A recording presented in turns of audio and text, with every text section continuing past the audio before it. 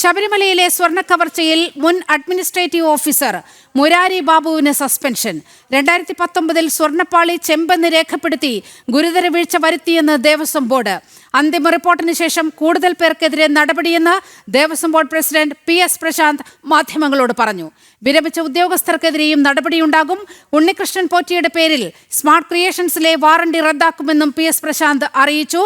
വാർത്തയുടെ വിവരങ്ങളുമായി പ്രശാന്ത് ശങ്കരമംഗലത്ത് ചേരുകയാണ്. പ്രശാന്ത്, വലിയ പ്രാധാന്യമുള്ള ദേവസ്വം ബോർഡ് യോഗമാണ് നടന്നത്.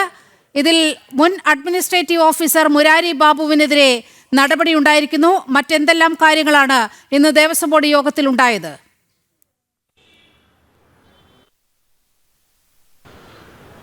നീലിമ, വളരെ പ്രധാനപ്പെട്ട ദേവസ്വം ബോർഡ് യോഗം തന്നെയാണ് ഇന്ന് ചേർന്നത്. രാവിലെ 10 മണിക്ക് ചേർന്ന യോഗം 4:30 മണിയോടുകൂടിയാണ് അവസാനിക്കുന്നത്. ഈ യോഗത്തിനിടയിൽ തന്നെയാണ് മുൻ അഡ്മിനിസ്ട്രേറ്റീവ് ഓഫീസറായിരുന്ന മുരാരി ബാബുവിനെ സസ്പെൻഡ് ചെയ്തുകൊണ്ടുള്ള ഓർഡർ പുറത്തിറങ്ങുന്നത്. അതോടൊപ്പം തന്നെ കൂടുതൽ പേർ ഉൾപ്പെട്ടിട്ടുണ്ട് എന്നതടക്കമുള്ള കാര്യങ്ങളും Devaswom board president PS Prashanth പറയുകയുണ്ടായി. ഇവർക്കെതിരെ അടക്കം, അതായത് വിരമിച്ച ഉദ്യോഗസ്ഥർ അടക്കം ഇതിൽ ഉൾപ്പെട്ടിട്ടുണ്ട്.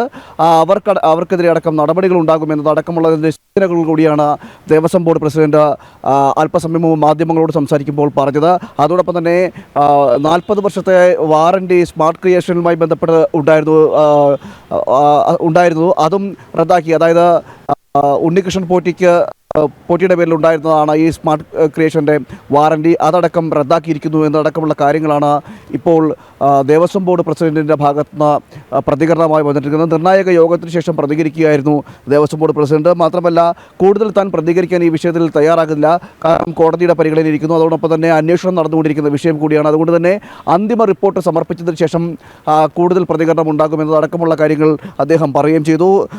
അതായത് മറ്റ് വിരമിച്ച ഉദ്യോഗസ്ഥരുടെ പെൻഷൻ ആനുകൂല്യങ്ങളടക്കം നിർത്തലാക്കുന്നതുമായി ബന്ധപ്പെട്ട കാര്യങ്ങളിലേക്ക് അടക്കം കടക്കുമെന്നതടക്കമുള്ള ഒരു സൂചന കൂടി തരികയും ചെയ്തിട്ടുണ്ട്. എന്തായാലും നിലവിൽ ഈ സ്വർണ്ണക്കവർച്ച വിഷയത്തിൽ, ശബരിമലയിലെ സ്വർണ്ണക്കവർച്ച വിഷയത്തിൽ ഒരു നടപടി ഉണ്ടായിരിക്കുന്നു. അത് 2019 കാലത്തെ ദേവസ്വം ബോർഡിൻ്റെ അഡ്മിനിസ്ട്രേറ്റീവ് ഓഫീസറായിരുന്ന, ശബരിമലയുടെ അഡ്മിനിസ്ട്രേറ്റീവ് ഓഫീസർ കൂടിയായിരുന്ന മുരാരി ബാബുവിനെതിരെയാണ് ഇപ്പോൾ നടപടി ഉണ്ടായിരിക്കുന്നത്. അദ്ദേഹത്തെ സസ്പെൻഡ് ചെയ്തുകൊണ്ടുള്ള ഉത്തരവ് അല്പസമയം മുമ്പ് ഇറങ്ങുകയും ചെയ്തു.